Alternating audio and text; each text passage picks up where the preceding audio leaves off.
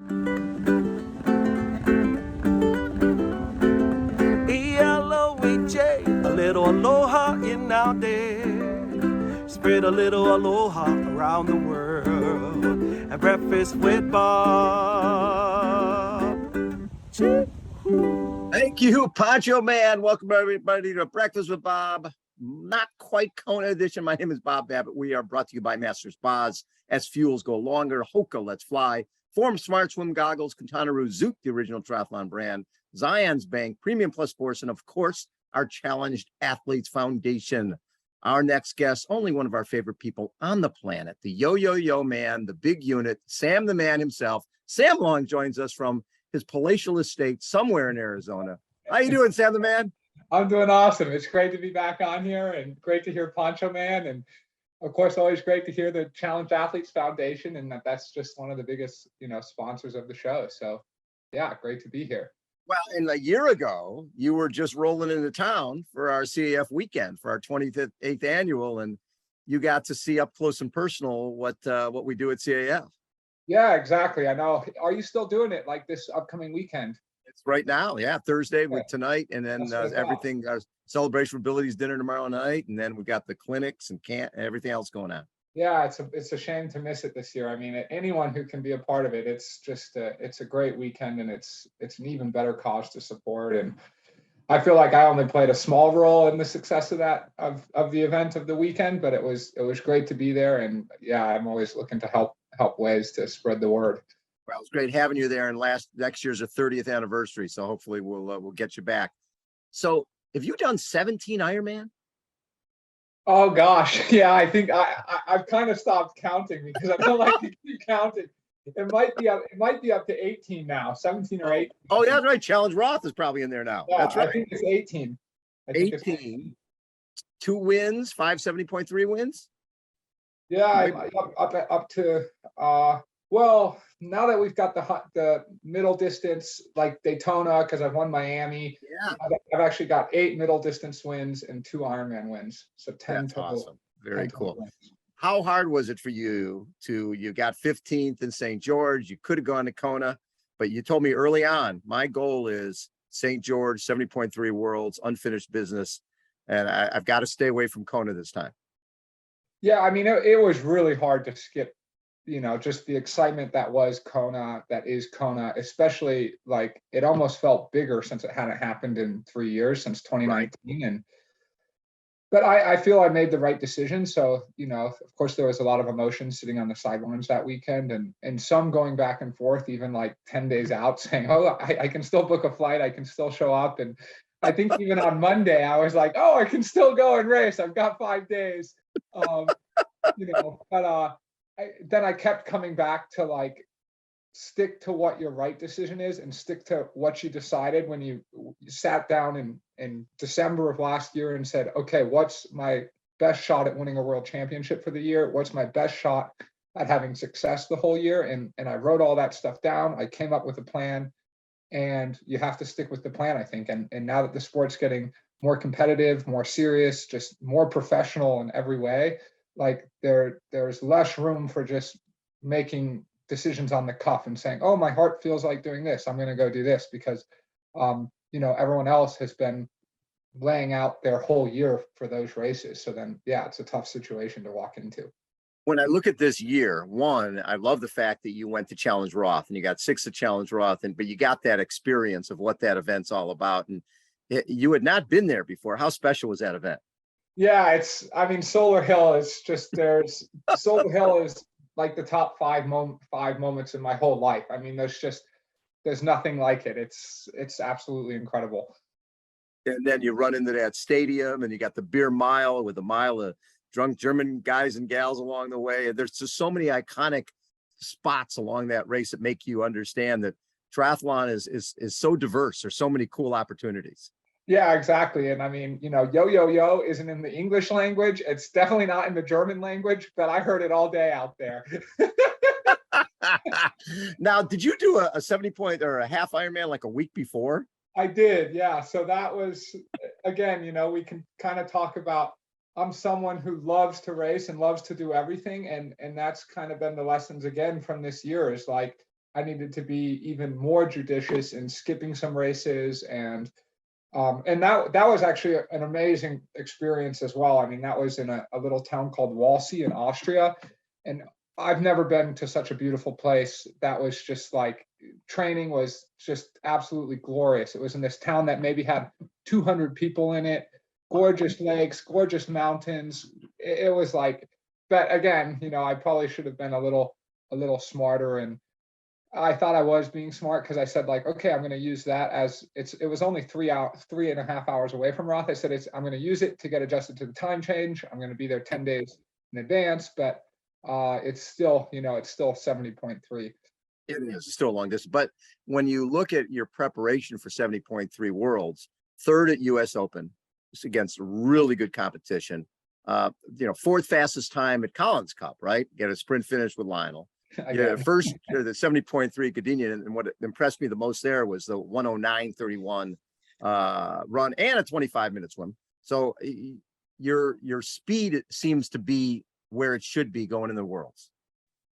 Yeah, I think so. I mean, it's gonna be a really fast race, and we don't. If people know the run course has been modified a little bit, so we're gonna see faster run times. So I think that 109.30 run bodes pretty well for St. George. Going to need to be, I think, even a little faster, but right. But that's what the last few months have been about. So when I look at last year's 70.3 Worlds, and if someone told you before the race, okay, you're going to swim 25:53, you're going to ride 2 hours and 48 seconds, you're going to run 112, you're going to 3:41, yeah, for sure you're thinking, okay, I'm winning. That's my first world title. I mean, those are great splits. Was there any part of that you weren't happy with? No, not last year. I mean, that's the thing, you know, but let's take a look at Kona this year. If you had told anyone, hey, you're going to go 7:46 this year, like, surely you think you're going to win the race. No, you might not have even been in the top 5. I can't remember exactly, but, you know, 7:45 didn't got you 4th place or 5th place. So it's just the sport is going to phenomenal times, and yeah, that's why, like, I'm approaching St. George this year. Like, I can't be just a little bit better than Gustav was last year. I have to aim to be like 10% better than Gustav was last year if I really want to win, because that's just the direction the sport's going. So yeah, it's crazy. The nice thing is you have another shot at Gustav because he's coming off of it. He's going for 3-peat for 70.3 Worlds. And when you look at, he went with 24:53, 158.58 on that bike course, and then 111.31. So you did everything right, and the guy basically took almost 4 minutes out of you. When a race happens, similar to Sam Laidlaw. Sam Laidlaw leads the swim, breaks the bike course record by 5 minutes, runs 2:44, and loses. If Gustav runs 2:38, Sam now is the Ironman world champion.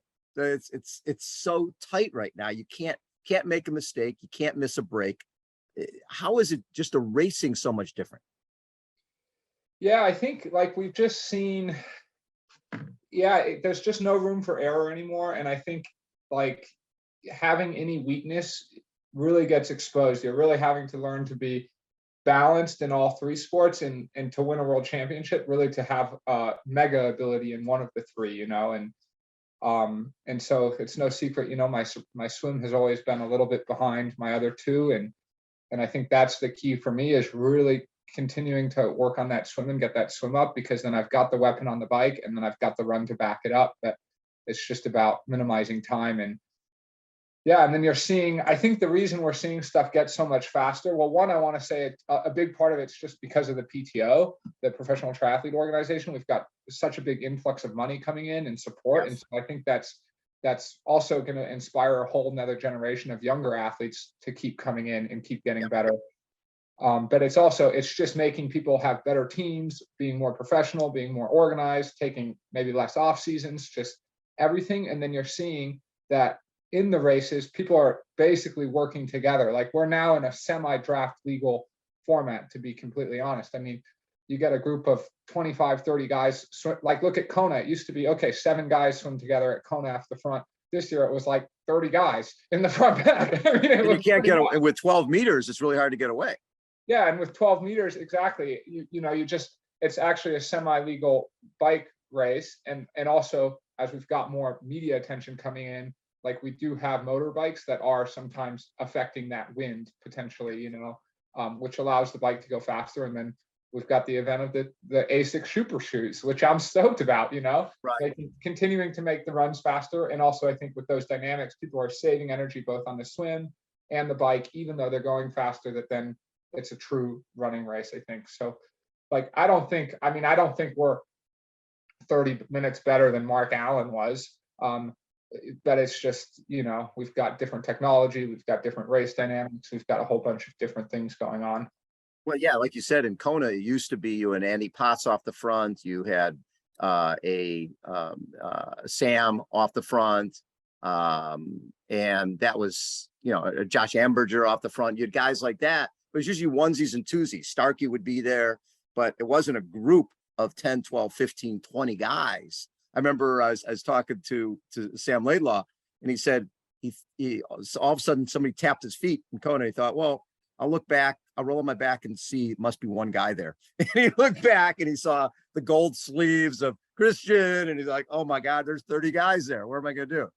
Yeah, and like I tell you what, at Dallas, so at Dallas, I made the second swim group, which is not a bad swim group to make. No, it's a good group. Yeah. It turns out the first 28 guys all made the first swim group. So like you basically either had to be able to swim with an Aaron Royal or a Sam Laidlaw, or you had to swim, you know, 2 minutes and 40 seconds back, which is what I was. So it's like right now it's in a fascinating place where I think it's maybe getting a little easier to make that front group just because of how many bodies are there. But if you're somewhere in between a front pack swimmer and a backpack swimmer, like you're having to decide. You end up in one or the other because you're not going to just swim on your own, really, you know. Yeah, you don't want to swim on your own. That's Yeah. That's what happened to Kemworth and Kona. He says, oh, I'm sitting in the right feet, I'm in the right place. And then the two packs merged and he got shoved off the back and he basically pulled another group, and the race was pretty much done. They always talk about that you can't win the race in the swim, but you certainly can lose it by being in the wrong spot. Yeah, exactly. So when I look at St. George, how many times did you race that as an age grouper? Well, I want to say once, but maybe once or twice. So was it as an age grouper where you were coming up the big hill and Sebi and Lionel were coming down the big hill? Yep, exactly, absolutely. And so I think it's just once. I think I raced it once as an age grouper. No, it must have been twice. Yeah, it was twice I raced it. And I think that was my first time I ever was at St. George, and I got to see this amazing moment. I was on Diagonal Street, you know, with basically Sebi and Lionel were and still kind of are my two biggest heroes in the sport. And here they come down with like 6K to go, 3.5 miles, and they're like basically side by side. Not quite. Lionel was a little ahead, and I'm going like, this is so awesome, you know? And yeah, I mean, you can't predict these things. And then suddenly, like only 5 years later, that's me. I mean, only 5 years later, it's like the time scale is, you can't even come up with a time scale like that, you know? It's the coolest thing is you basically stop to watch these guys, middle of the race. You're like, you become fanboy watching these guys come down. And 5 years later, there's fanboys watching you and Lionel do the same thing. Yeah, exactly. I mean, exactly, completely. It's like, wow, it just goes to show like how far you can get in your life if you have a dream and you work hard and you're just like, you embody it and you just go after it with everything in your entire willpower, you know? So in St. George, 18, you were 9th, 19, you were 5th, 2021, obviously, was the sprint with Lionel. What was that like? I mean, like you said, you were side by side with him, and then it becomes tactic time. And you want to be in the right place because there's sort of, you come around some little turns and then you come into the finish. And being in the right position is something you probably don't practice a lot, because how many sprint finishes do you have in this sport? Well, I've actually now had more than my fair share of sprint finishes, and I'm yet to win a single one. So that's right. He got you at Collins Cup as well. Yeah, he got me at Collins Cup, but actually at St. George, geez, I guess only a little over a year ago, you know, a year and a half ago now, like I hadn't thought one speck about tactics and, oh, if I'm in a sprint finish, this is what I need to do. Like that thought had just never entered my mind. And it didn't even enter my mind when it was side by side. I was kind of thinking like, oh boy, I'm going to have to like figure out how to drop him. And like, I sort of knew there was going to be a sprint finish, but I didn't use my brain and think like, okay, we're going to make a right turn and then it's a downhill. So like getting that inside line is going to be important. And oh, there's an aid station right before that right turn. So that aid station is actually going to be super critical to try and get an advantage there. And then, oh, lo and behold, I go and grab a cup of water and the whole race is gone, you know? That is so cool. But and when you have a race, would you rather have a race where you're off the front, win the thing easily, or a race like that where you're side by side? And those are the ones that stick in the memory bank a lot of times. Yeah, completely. I mean, like, it's funny, you know, a year ago, me, or back when I was living in my parents' basement, like I would say I would much rather be up front because I know I'm going to win. I know I'm going to be able to get some food. I know I'm going to, you know, I can be able to pay a little rent. Maybe I'll get a car. Yeah. But now that I've got great sponsors and I'm in a relatively financially secure place, like I would take the hardest battles any day, even if it ends up in second, than being way out front knowing I'm going to win. Like it's where I learn everything about myself. It's where I learn everything about the sport. It's where I get pushed to these just completely different limits of hurting. And yeah, I mean, those battles are everything in the sport and everything in my life now. So I literally live for those next battles. So for the last few years, you were sort of the young guys. And now, you know, Magnus Dietliff comes in and Sam Laidlaw comes in, and you're like the grizzled veteran at 26. with 18 Ironmans, I'm definitely the grizzled veteran of the new group. So when and a lot of guys are coming in like you did. They're coming into the long distance earlier, right? Maybe they give ITU a try and then they go, you know what, I much prefer this. When you see the younger talent coming in, how does that make you feel? Yeah, I mean, I think it's interesting because I always used to think, okay, the 20s are really just for developing my potential and getting to where I need. And then the 30s, right? We always called it the golden 30s, and I'll have my golden 30s. And now it's a little bit like, okay, we're all really in a close age range. We're all really anywhere between 22 or 23, let's say, really, I think, and 28 is Christian's age. So we're all within a 5-year age range, which means like we're all vying for world titles potentially for the next 15 years, which is on one hand, it's like, okay, this is great. We've got so many competitive people, but it's also like, hold on, wait a minute. I didn't sign up for this, you know, like, but actually, like, I think we're all pushing each other to new limits. And already something I've started thinking a lot about is like, it's going to be equally about being as fast as possible, as soon as possible, but also about having a long and prosperous career. And I'm already I know I want to do this till I'm 40, hopefully, you know, maybe even 41 or 42. So, I mean, that's still another 17 years to keep getting better, to keep staying healthy. And it's a battle of attrition as much as it's about being as fast as possible in 2 weeks and next year and all that. And we'll see who manages that the best, I think, you know. What do you look at as the best race you've had so far? Maybe the most complete race?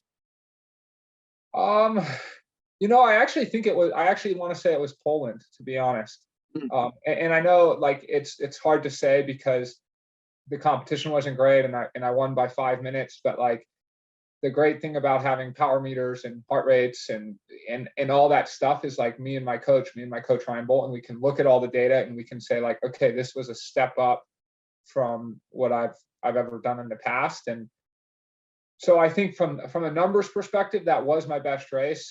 But I still do think trying to perform on the big stage is the most important. So I would go with second at St. George at 70.3 Worlds last year. What would it mean for you to win your first world title?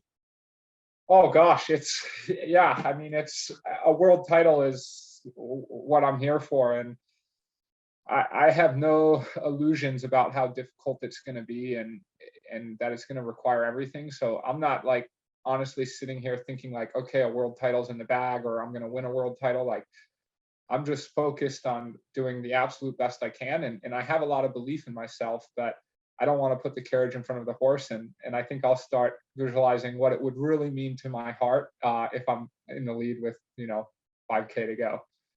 One of the things that impressed me was last year at that St. George Worlds when, I mean, your swim was really good. you were up there, closer than you'd been in the Yeah. past. And I know a lot of that was working with Tyler Butterfield, understanding that you can't ease into the swim. It is a sprint, right? You gotta go as hard as you can, and then you sort of settle in. But if you try to settle in first, which I think is what you used to do, Yeah. and you're gone. How hard was that? Because that's a lot. You're talking about a 3.5 hour plus thing that you're going to be doing, and you're going to be going anaerobic in the first 30 seconds. Yeah, exactly. At the sport that I'm the least talented at. So like, Yeah, that's it's a good actually point. interesting. If you switch the order of the events, let's say you put the bike first and you had to start with the hard sprint on the bike. Boom, I'd be great at that and then settle in. And then if the swim was last, I've got a great endurance pace on the swim, even when I'm tired. I'd suddenly be a pretty good swimmer in the sport of triathlon. But it's because that's how a triathlon starts. And in the pro field, like, it's not just, okay, you have to be a pretty good swimmer. Like, you have to have these totally two different abilities. You have to be able to start like a true sprinter, rock solid, super, super light speed fast. And then you have to be able to settle in, control that heart rate, and get in a group. It's not just like, okay, hey, let's put everyone in a pool. Let's see how well you can swim 2,000 yards.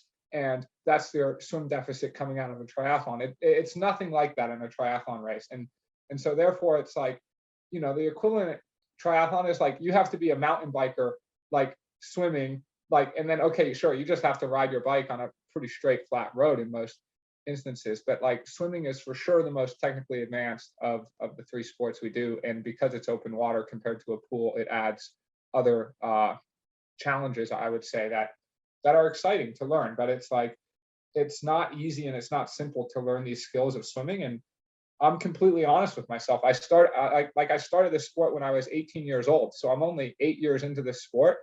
And if we go back to, everyone, the young generation taking over, like, my athletic age is actually only 7.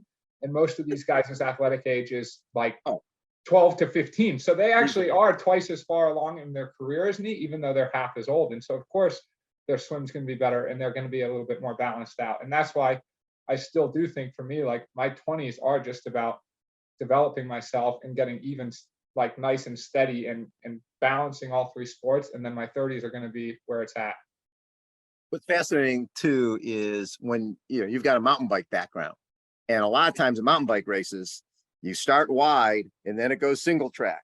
So you have to be aggressive. You have to, similar to swimming, which maybe this clicked in because you've got that mountain bike background. You can't ease in. You got to go off the front as hard as you can because you got to be first to single track. Exactly. And so I'll be honest, the hardest thing for me, it's not starting fast and settling in, because I'm great at that on the bike. The hardest thing about it is that you can't breathe whenever you want. So, there's not abundant air because you're underwater.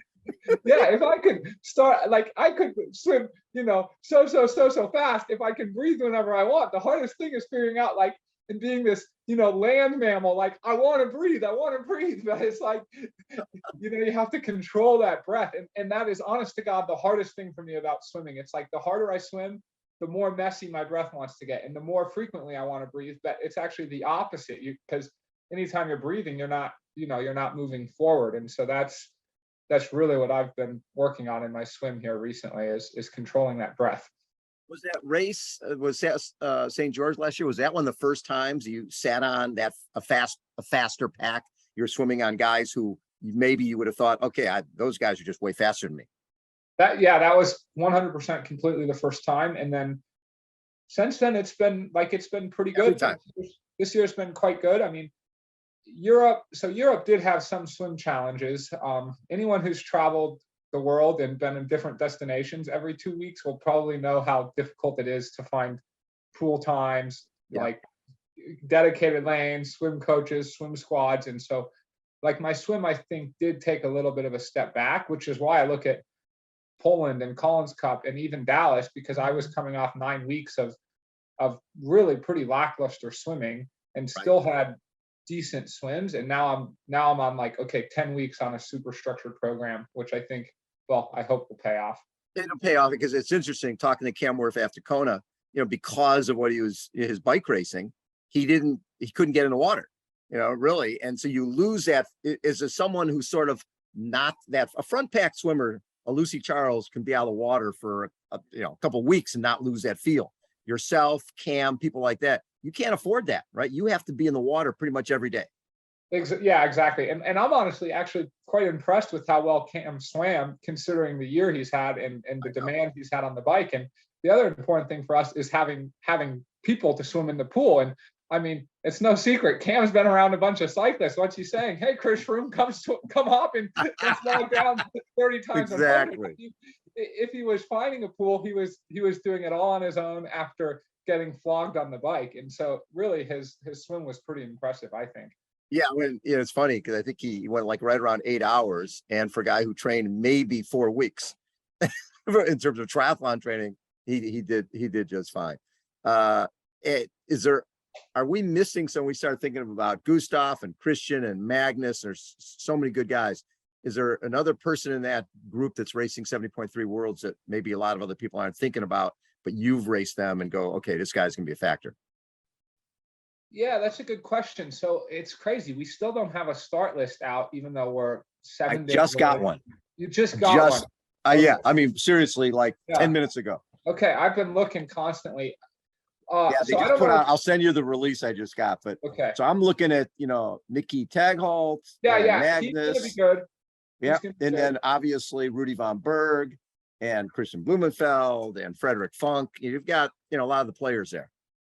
Yeah, so here's what I'm going to say just about our sport in general. Like, I don't really even need to look at a start list because I have so much respect for everyone now, and I know everyone is at such a high level that, like, there could be any number of guys on the podium. I sincerely believe that, and so you have to think every single person on a start list at World Championships is a threat to win the thing and is a threat to get on the podium.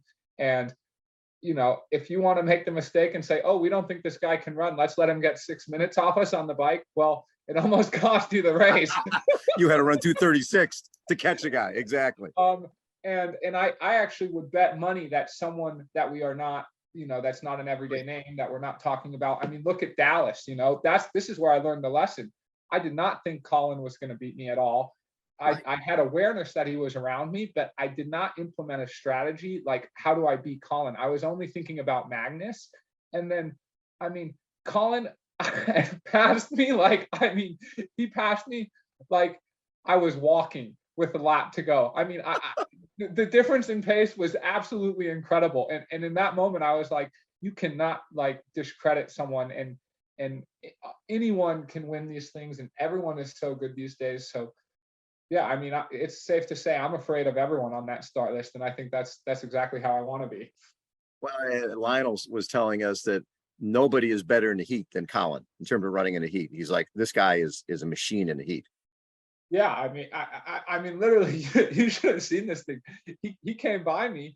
I tried to go with him, and he wasn't even sprinting. He just picked up that pace for the whole lap. And it's like the heat index was 110, and I'm running I think I was running 530 pace per mile, and the guy did his last lap in 110 degree heat index at 505 pace. It was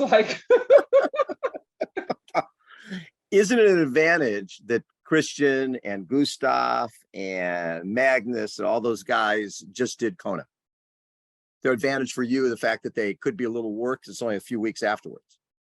Yeah, I think it's potentially an advantage. Now I think it comes back to the whole year we've done, and the thing about me is I have to work on my swim again. So it's doing Kona, and with all that travel and the racing was a serious worry for my swim. Yeah. Potentially for the bike and potentially for the run, but everyone has such good teams around them now that I'm pretty sure these guys have thought it through, and I'm pretty sure they're going to be at 100%. And the other thing I look at is I decided to go to Europe. I decided to race Roth. They all have 2 Ironmans under their belts. I have 2 Ironmans under my belt, but I actually have 8 70.3s under my belt or something. I have 3 times more 70. I've done way more racing than everyone. So actually, I think you could say it either way, that I've actually burnt more matches. So I just don't think it matters. It's a world championship. You got to be there. You got to be ready to race. And whatever you've done that year was your choice, and you got to live in die with that, you know? So going and doing that European swing, were you surprised? This has become a very small world through YouTube and everything else. Were you surprised that pretty much everywhere you went, everybody knew who you were, and it was like yo, yo, yo type of chants everywhere, every race you went to, and every Yeah. time you walked out the door? I've been completely surprised all year. I mean, I went to South America at the start of the year, and suddenly everyone there knows me. I'm in Poland. I mean, like, but it's safe to say most Americans couldn't say where Poland is on the map. Exactly. Yet, everyone in Poland knew who Mr. Yo Yo Yo was. I mean, and it just shows how strong the community of triathlon is, and how much people love to follow the professionals and the journeys of people. And it's like, it's been such a heartwarming thing to see, like, wow, people all over the world know and understand me, and are rooting for me and supporting me. And that's the thing, like, really, the reason I didn't do Kona was, yes, for St. George, but it was also because I decided to go to Europe, and I knew being in Europe and doing all that and doing Kona and doing St. George, like, and doing Roth, everything would have been impossible. And this year I said, like, I've got two goals, I want to win St. George, and I want to go to Europe, and I want to sort of see what that's about. And so one of them's accomplished. Now it's time to accomplish the second one. Sam, always a pleasure, brother. We'll see you in St. George next week. Have a great race there, and hopefully we'll see you on Championship Edition. Yeah, I hope so. Thank you, Bob. Thank you so much. Sam Long, big unit. Yo, yo, yo has been our guest, everybody. Tune in next time. My name is Bob Babbitt. This is Breakfast with Bob, not quite Kona edition. We'll see you. Bye, yo, yo, and yo.